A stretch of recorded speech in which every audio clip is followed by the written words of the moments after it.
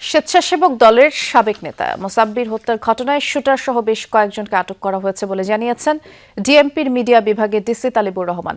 সকালে সাংবাদিকদের তিনি বলেন, আটক কয়েকজনকে জিজ্ঞাসাবাদ চলছে। মামলার উল্লেখযোগ্য অগ্রগতি আছে জানিয়ে ডিসি মিডিয়া বলেন, হত্যার সাথে জড়িতদের গ্রেফতারে অভিযান চলছে। এর আগে শুক্রবার রাতে মানিকগঞ্জ ও গাজীপুর জেলার বিভিন্ন স্থানে অভিযান চালিয়ে মোসাব্বির হত্যার সাথে জড়িত সন্দেহে অভিযুক্ত শুটার সহ 3 জনকে আটক করে গোয়েন্দা পুলিশ। আটক দুজনের নাম জিন্নাত ও বিল্লাল।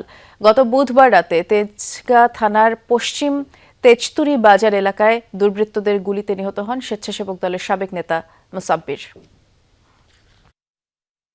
অপরাধীদেরকে শনাক্ত করে আইনের আওতায় নিয়ে আসার জন্য কাজ করছি।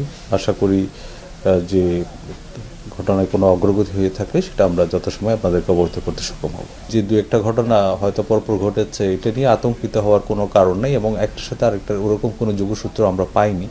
অতএব এই যে অপরাধগুলো ঘটছে, আমরা কত তাড়াতাড়ি অপরাধীদেরকে আইনের আওতায় নিয়ে আসতে পারছি সেটাই হলো মুখ্য বিষয়।